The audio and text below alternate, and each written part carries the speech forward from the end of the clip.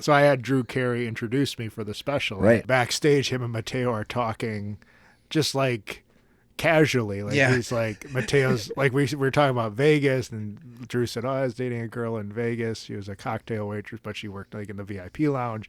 So she would do bottle service, and Mateo's like, what's bottle service? And then there was this whole discussion about what bottle service was, like explaining it to this 10-year-old kid. Mateo's like, oh, okay, like that's interesting. Says what he wants, but he's ever contradicted. He's a man of conviction, but he's never been convicted. Hello, party people. Thank you for tuning in to the smooth sounds of Matty G on Man of Conviction. Just kidding. Sorry for all the weird dates of uploads and all that. I'm trying to get back on schedule. Please, here's the thing. Write me at manofconvictionpodcast@gmail.com and tell me what day you would like this podcast to come out. It was originally Thursday at 8:30 in the morning. Most votes win, okay? Whatever you like. If you want it Thursday, let's do it. But it really doesn't matter, but pick a day. Okay, let's do this, people. Write me. I am celebrating my 1,000th download, so super exciting. I don't know how that happened so fast. Amazing. I'm going to say that my little podcast studio, Edit Bay here, is now equipped with a mini fridge with a variety of drink choices. There are some light snacks as well, so I just want to let you know this place is really coming together. Today on the show, Tom Clark. We know each other for a long time now. I directed and shot all of the Clark's episodes as well as his hour-long special, Tom Clark Outraged, which I learned was at almost 2 million minutes watched. So watch that for free on Amazon Prime. He's a comedian and an actor, and he and his wife, Steph Clark, are kind of a comedy team, frequently working together. Tom was on Conan, and he tells us about some other fun stuff he's been in. Buckle up for Tom Clark, everybody.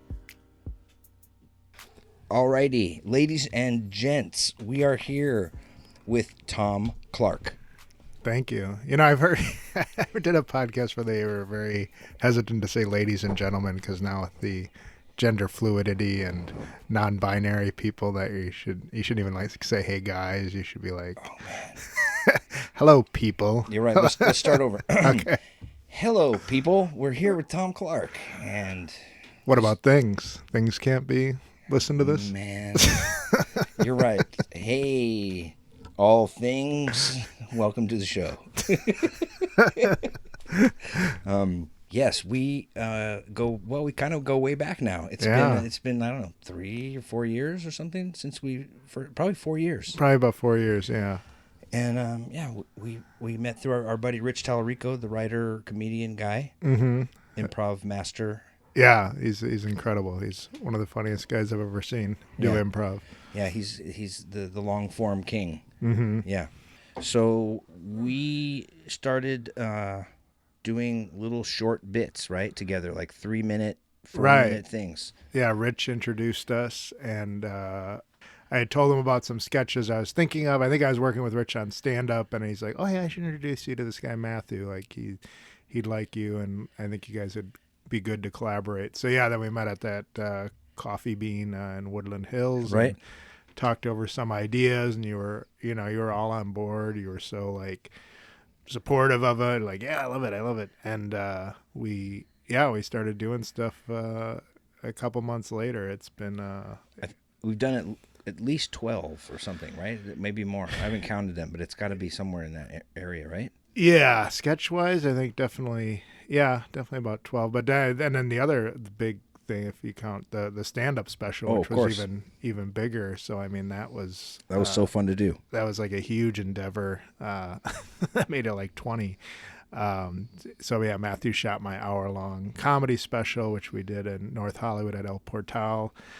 shot it, edited it, got, I don't know. Everyone was always blown away when I told them I had 6 camera people. They're like, how'd you do that? Well, right. you spend a little money and you do it. Yeah. It was so great. And I told you, I think I posted that recently, that it's close to 2 million views, like on Amazon Prime. That's all, 2 million views? I know, it's crazy. I mean, they say 2 million minutes, I guess, so you got to kind of factor that in. I don't know what that means, but well, it's a big number. It's a big number, yeah. Exactly. It blew me away. I mean, it's finally started to go down, like, but for a while it was like every week was at least like 30,000 minutes. Before that was like 100,000 minutes. So it was like per week. That's streamed. Crazy. And then just recently it's kind of died down, but it's still like, now it's like 1,000 minutes, 600 minutes. So so even 600 minutes a week is it's about an hour, right? So yeah, so it's about so I guess that would be like 10 people or 10 something. people a week at least are pulling in or even a day. Yeah, even a day, like 600 minutes a day. So it's still like 10, 15 people a day. That's so great. Yeah. That's way more than I would have honestly thought would be watching it. So right. I'm so glad. Yeah, that's fun. And then it has like UK viewings, which hasn't really like exploded, but I'm always interested to see like when it's like 50, because it's like 54 minutes. So I'm always interested when it's like 54 minutes. I was like, one guy in the UK, I think, watched the whole special. But then sometimes I'll see like 300 minutes in the UK and I'll be like, oh my God, like that. I don't know how the word's getting out, because I don't know really how to promote there, but I feel like maybe someday I'll get big in the UK and it'll kind of explode again. Plus there's more money in the pound than in the That's true. American dollar. We forget that, at least I forget, because I did watch it recently, and there's Mateo. Mm-hmm. my son has a little cameo a couple of times. He pops his head out in there. Oh my God, Mateo is like our go-to in every sketch in the special. So yeah, Mateo, if you watch the special, we put a camera on his head because I said I couldn't afford one of those fancy moving cameras. So we got Mateo. We put a helmet on his head and GoPro. And he GoPro, and he just ran out, and it was so funny. Like, he's so down for anything. He's just like, yeah, I'll do that. I always thought the funniest thing, so I had Drew Carey introduce me for the special. Right. I sort of know Drew just from Twitter. He follows me on Twitter, and I was just like, well, I'll reach out. Reached out to his publicist, this whole thing, and he's like, yeah, I'll be there. So he wasn't allowed to be on the special, but he introduced me, and then backstage, him and Mateo are talking just like casually. Like, he's like, Mateo's like, we were talking about Vegas, and Drew said, oh, I was dating a girl in Vegas. She was a cocktail waitress, but she worked like in the VIP lounge. So she would do bottle service, and Mateo's like, what's bottle service? And then there was this whole discussion about what bottle service was, like explaining it to this 10-year-old kid. Mateo's like, oh, okay, like, that's interesting. Like, I didn't know about that. That's hilarious. And then the other thing we did was with our Drew is like, oh, let's get a picture backstage. Let's get Mateo in here. And it's like, we'll pretend this is our Christmas card. That's right. It's like, I always wanted somebody to do that, is to take a picture with me and then send out a Christmas card without explaining it's Drew Carey in the photo. So the last 2 years I've had Mateo and Drew Carey and and Steph and I's I love it. Christmas photo. So that's great. Yeah. That's Mateo's gonna love to hear that. Yeah. Yeah, he's still sort of he's got the same attitude now, with a little more enunciation now that he's coming to, he's almost 14, and he's he sounds like he's 24. Oh wow. Yeah. Like the way he uses big words and stuff. I'm intimidated by him in a lot of ways. Yeah, he's man, I can't. So he's 14 now. So. Yeah, he's going to be 14 in less than 2 weeks. Wow. Yeah. Yeah, I think he'd be great in some sort of entertainment business, or even like an agent. I could see him as like an agent. Totally. Yeah. Yeah, I think he'd be an amazing agent, actually. He's looking for a way to make big money, and that's the way to do it, yeah. Develop an app, something on social media, something like that.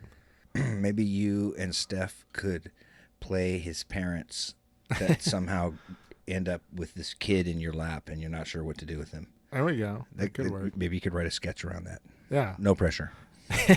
We've used him Yeah, and the Treehouse one, and then the stand-up. I don't know. Needs a third. Make it a trilogy. Yep. So tell me about your. You were on an HBO show very briefly. I was on. I was on Fresh Off the Boat on ABC. Oh, right, that's the latest recently. one. That's the latest one. So that was that aired a couple weeks ago. It was one of those things though. It was during the Jeopardy showdown. Oh, right. So there was no listing for it. So I was like waiting, and then like I think I was waiting. I was like, I hope Ken Jennings wins because otherwise it drags out until Friday. And I thought, well, they're gonna milk this for all it's worth. There's no way they're gonna get better ratings for Jeopardy than Fresh Off the Boat.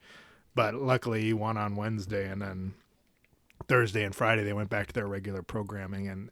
But that's like the nerve-wracking thing about having, because not only do you worry about booking the part, then once you book the part, you got to hope that they keep it in. Then you got to hope that it airs, and and then that doesn't get bumped by some stupid news story. But yeah, it was fun. It was a nice, it was just a one-line role, but it's always fun to do like network for stuff. Sure. And it was actually funny because the last time I did like a network show was I did this show called Outsourced, which was an all Indian cast.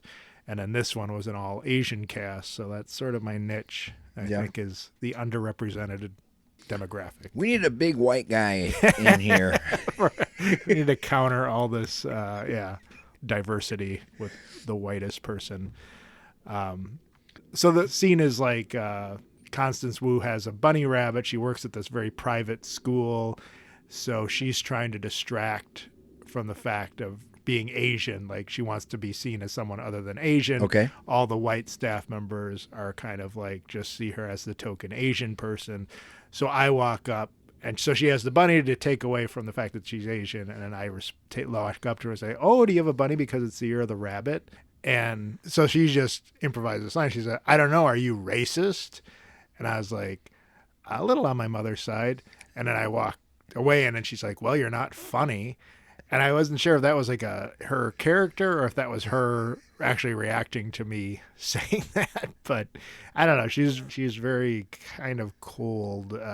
Just talking to her. It was just kind of, you didn't feel like welcomed, I guess. It was just felt a little awkward sometimes interacting with her. Maybe she was just helping you with your character. Maybe that could have been, because it was it's sort of hard to I guess to find that line, because that's what her character is kind of snippy and kind of tells it like it is. So yeah, I mean, it's probably just me reading into it too much, but I was like, did I step on her toes? Should I have not have said that? But I was just responding in the moment, and I was like, well, if this can get me another line on the show, I'll just add to it. So did it stay in? No, but the director said, "Oh, that was funny when you said that," and I was like, "Oh, good." It didn't feel funny. She said it wasn't funny. We know there's a hair guy there. Is Margaret there as well as Tom? I met this woman, Margaret. Yeah, so she was. I mentioned your name to her, and she's like, "Oh yeah, I know Matthew." And years on the Tonight Show. She was one of the hair people. Yeah, yep. And she's saying, "Okay, I need another gig. Tell Matthew I need another gig because Fresh Off the Boat is ending. I think in the next week or two." Interesting. Yeah, so that was kind of good to get on that, because I think it's 6 seasons, so it'll be syndicated and all that. So that's always good for the residuals and stuff like that. Yeah, you got on the boat right before. That's right, right before the boat left the dock, as they say. No one really says that. You were a teacher in Euphoria on HBO. Yeah, right. That was a scene that was one of those that got cut. The whole scene was me walking across the I have a model of a vagina, and I'm carrying it across basically around the classroom for some reason. I'm just walking around, and I guess it was supposed to start on that, and then it was because it kind of transitions from a sex scene to the vagina being carried, and I guess it's fallopian tubes or whatever, and then I introduce myself to the class. Welcome to the biology 301, the most exciting class you'll ever take. Usually that gets a few laughs, but that's okay. And then I say, turn to the person next to you. That will be your lab partner for the semester. And it was kind of fun. It was kind of playful, but I could tell like the director didn't want me to be funny. And in the audition, I was funny. I was like, I went off, I riffed, and you kind of realize like, oh, they don't want you. You're not, you're not really part of the show. You're just there to move the scene forward or whatever. So they ended up cutting the lines of like, I say, welcome to Biology 301. And then they cut and they don't even show me saying it. So it just, so it ended up on the cutting room floor, I guess. Man. And that was that one day of work? Yeah. I mean, I was still in the credits. I'll still, I hope, get residuals and all that. But yeah, it was a little bit disappointing to not, cause I would have been nice footage, I think, plus it's Euphoria. So it's like sort of popular and. Yeah, it was a crazy, crazy show. Yeah, I was on the episode with the most penises in it. Congratulations. Thank you very much. Yeah. It's a very proud moment for everyone, except for mine. My penis was not in that episode. Maybe that was a problem, my penis. I should have had my penis out during the scene. They would have been like, well, we have to put it in now. Right. There's that edge we're looking for. Man. Yeah. So I see you and your wife on many notices in Facebook. There's lots of, you guys are constantly between LA and Oxnard. Mm-hmm. You guys are like all in there, right? Yeah, pretty much. I mean, Steph has shows. She has a once a month show in Westlake at 14 Cannons. She has a once a month show in Calabasas at the 6, and then she has a once a month show at Trustworthy Brewery in Burbank. So it's like we've got first, third, and fourth week of the month we're always doing shows, and then she'll find these breweries and wineries that want to book us, and then in addition to the work that I book myself or that she books, it really fills up the calendar. So you started a podcast. You have a podcast as well.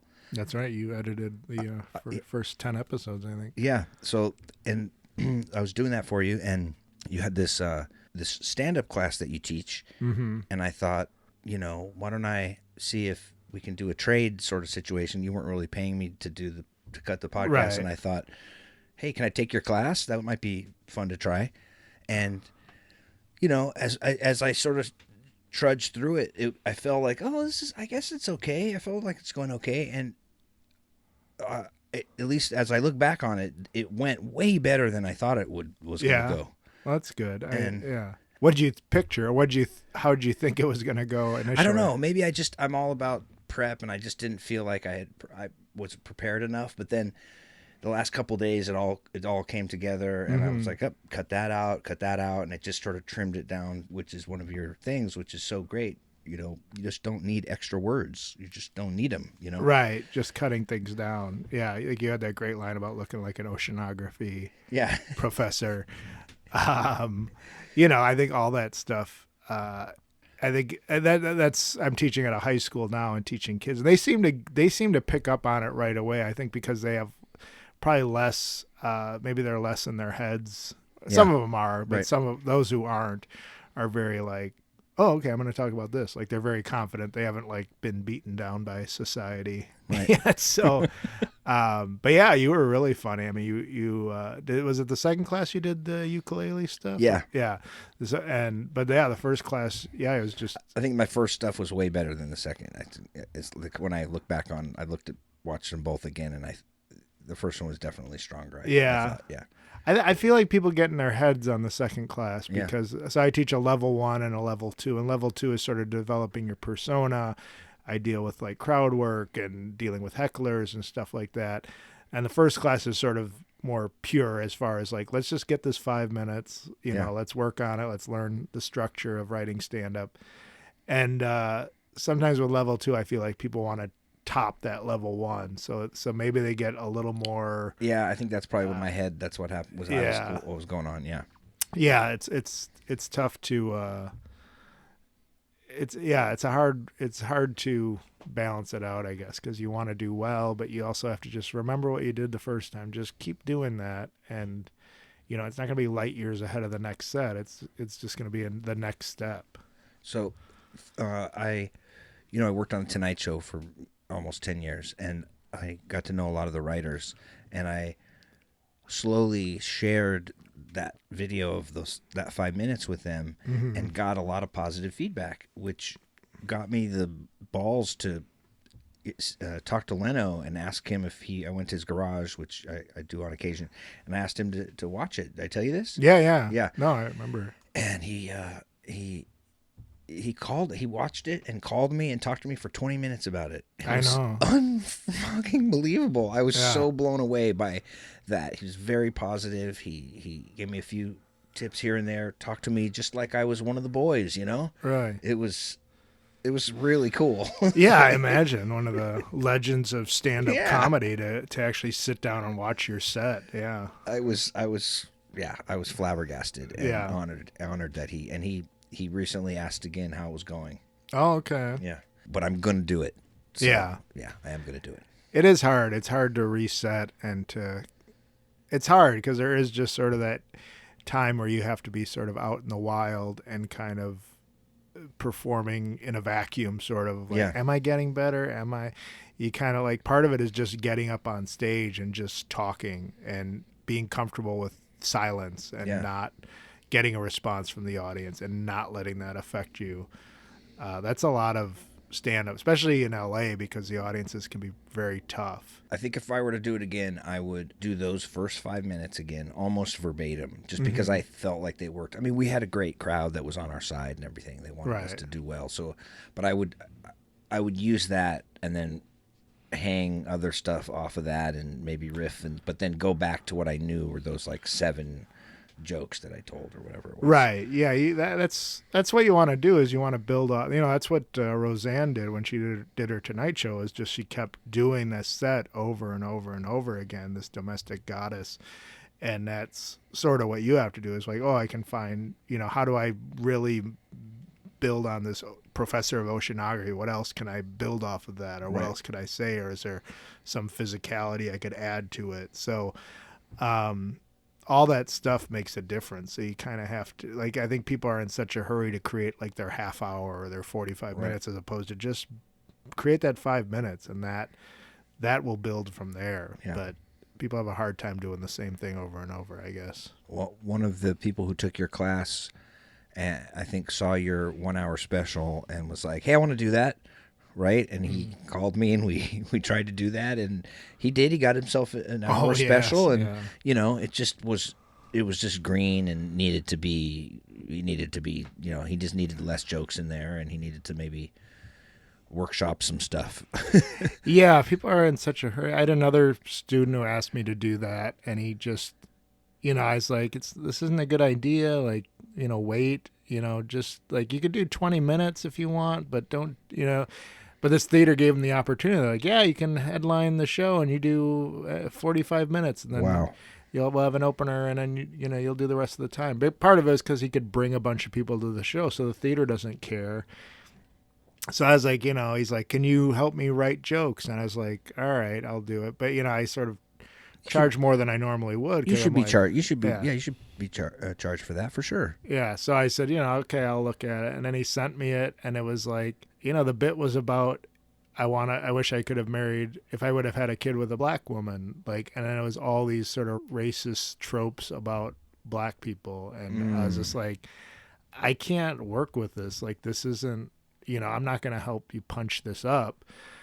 And, then he brought up some bit that I had about, cholos. I have this bit, it's on my Conan set about cholos, and he said, how's that not racist? You're saying this, and I was like, well, I don't think you've really listened to the bit. Plus, I actually worked with gang members, and the joke is more on me, and this is just, you could literally take any group of, any ethnicity and make the same, and just take a bunch of jokes and make racial stereotypes. So I was just like, and he was just very he's very mean in the email. I didn't respond to it because I was just like, wow. Yeah. And he didn't care. He didn't care about the process. And I love stand-up comedy. I think there is a sort of sacredness to it. And yes. It's like, I just want to do 45 minutes just because, say I did it.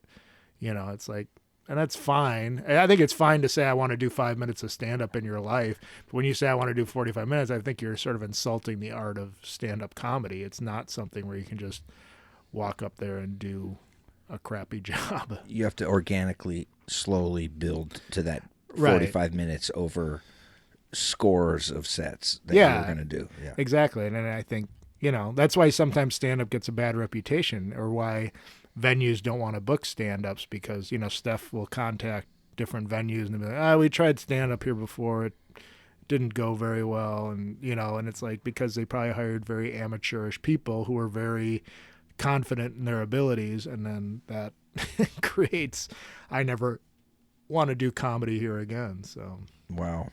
I just want to thank you. You are indeed my comedy guru. Thank you. You helped me with that 5 minutes. So thank you. I think it's just very rewarding when I watch people kind of go through the struggle of it, because I think there is that initial struggle of like, do I stop and just turn around and kind of like, I'll just why don't you just pay me to do the podcast or edit the podcast? I'll or whatever. But I think that's the hardest thing with stand-up, is you just have to push forward. You can do it. We can all do it. You just have to push through that pain of not doing well. And I think that's something that we all struggle with, is you don't want to look bad at something. I think if I do get out there and try it again, I know that you're going to have an awful night. There's going to be where nothing works, nobody laughs, and people might even say mean stuff to you. Mm-hmm. And I in my mind, I'm like, okay, fine. I know that that's coming, and it could be awful, and I could end up crying in the bathroom. And that's and if it's that bad, then okay, at least I've pictured it in my head, and and it'll be okay. It'll be okay. It'll be okay. So, but if maybe it never happens that bad, but at least in my head, it's gone awful. So right. I think that that's how I am. I think that's sort of I don't know what maybe it's the Catholic guilt thing, but or maybe it's Midwestern sort of values or whatever. But you always look at the worst, like what's the worst thing that could happen, and you kind of picture that, and like, okay, it's probably not going to go that bad, and if it does, that'll be pretty remarkable if it goes that poorly. So. But yeah, I always think, what's the worst case scenario if I do this? And usually it never happens, but I don't know why you think of that thing, but it's sometimes it doesn't it somehow makes it better. Yeah, exactly. What do you have going on next? Do you not frequently find yourself in the Midwest doing a comedy club here or there? Yeah, I'm going to Chicago at the end of the month. At the end of February, I'll be in Chicago, and then a little suburb outside of Chicago for a couple days.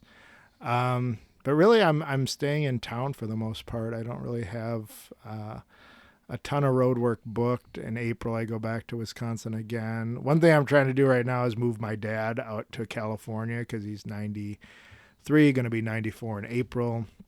So I'm trying to. I've convinced him now to move out here. Now it's a matter of sort of logistics. Yeah, finalizing the affairs, making sure I can find a place that fits his needs, and all that sort of stuff. So he's, he seems, we haven't really even taken the first steps. I've just been going to some facilities and looking at them, and not facilities. That sounds horrible, but living.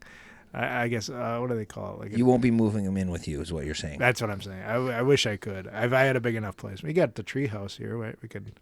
We can talk. Once we get him up there, though. Right. Yeah. There's no coming down. Yeah. But yeah, I think some really nice places in like Oxnard and Ventura. So it would be out near us. But I think you could visit him like all the time.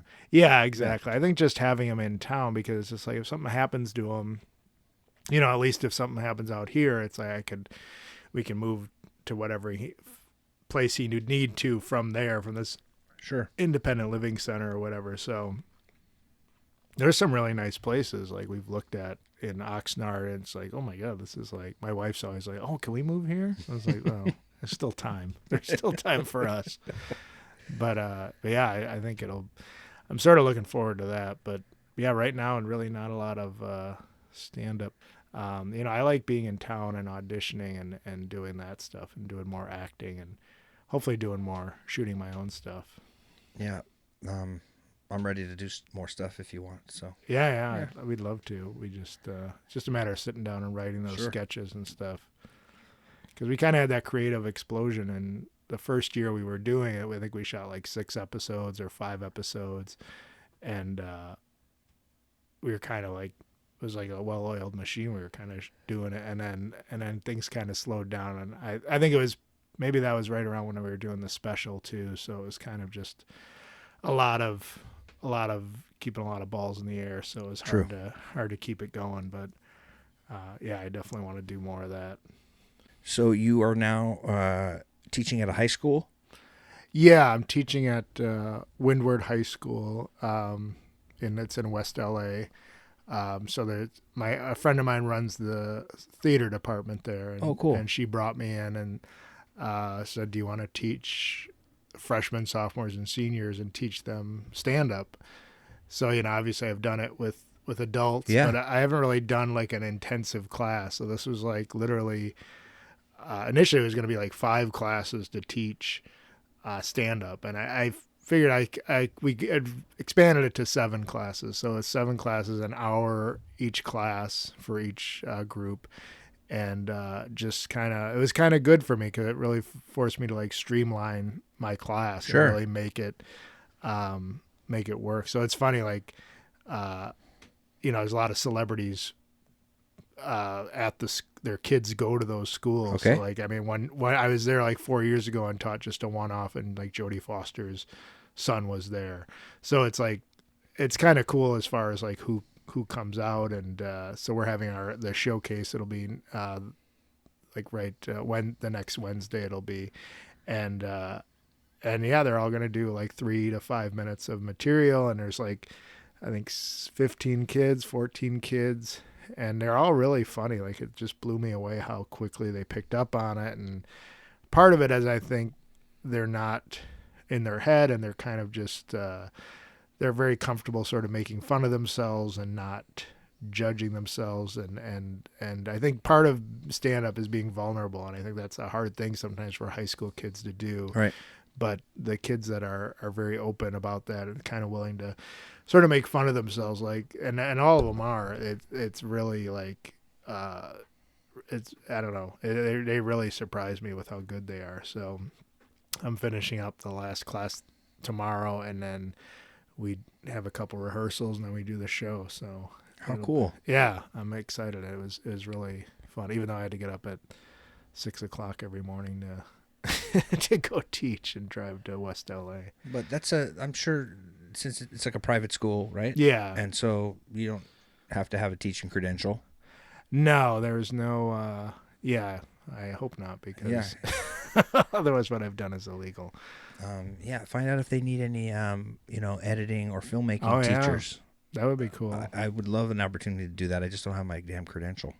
Yeah. I mean, they do a lot of one-offs, but that would be, I know they're doing a sketch comedy thing, so. Well, you could get in there too, couldn't you? Yeah, that'd be cool. She's been teaching that, but yeah, I think like sketch, I think, it's shooting your own like little web series or web show, or, I mean, it's amazing how far we've come, like, as far as like theatrical department, from doing just plays to now doing sketch, to do stand-up, to do, like, it's just such I think a golden age for the arts. Cameras and microphones and editing software are readily available now. Right. And anybody can just jump on and play, Yeah, I'll find out about that. That would actually be... That'd be interesting. We can carpool. Yes, we can carpool. I'll bring that up. I'll say we can carpool. Plus, it's a private school, so they got some money. Nice. Yeah, so who knows? We'll see what happens. Right on. Well, Tom, thank you for coming. Appreciate you. Thanks for having me. Being my guest. And can I plug my... plug it. Plug away. This for my stand-up class, standupteacher.com. Right. You can message me off there. TomClark.com for all my social media and stuff and appearances. And you can see my special on Amazon Prime. It's called Outraged, available for free. If you have Amazon Prime, leave us a nice review. That's been a big help, is all the reviews and stuff. So it's not hard to leave a good review. No. No. Just do it, please. I beg of you. It really does help. I think just it gets your. I think it has like 48 reviews or something like that. Oh, that's great. So, but some are pretty negative, but some of the harsher ones are like, oh, that's tough to hear. Oh my. Yeah, but some jealous moron. Yeah, and I always see like, well, what did they like, or what did they hate? And I'm like, oh my god, they hated like a pen. Like they left a 1-star review for a pen, and it's just like, all right, like just relax. Like how out of control is your life that you had to leave a 1-star review for a pen, and you're leaving me a 1-star review. Like just get some priorities. I just think anyone, it's like people who comment on YouTube videos. It's like they're full of hate, and there's clearly something gone wrong in their life that they're doing that. And you get way more love than you do hate, so. Yeah, but it's easy to focus on the hate. I think that's the other part is like it's very easy to just sort of be, to focus on like you have 40 great reviews and then you have 6 poor ones. And you're like, what about those 6 people though? And it's just like, just who cares? So I would hope as I get older that I lose some of that. Well, folks, go watch and, judge for yourself. Wait a minute. and leave a good review. There you go. All right. Thanks. Yeah, thank you. Thanks for having me. That was Tom Clark in all of his glory. Now, not that it mattered, but we were both shirtless for that whole interview. So it just never really came up in the conversation. But what you should do now, knowing that, is go back and listen to it again. On our next program, Jody Hill, longtime musician, guitar tech, eclectic music fan, and member of the team at the infamous McCabe's Guitar. He was gracious enough to come over the hill. Be sure to tune in for that. Please check in and say hello at manofconvictionpodcast@gmail.com.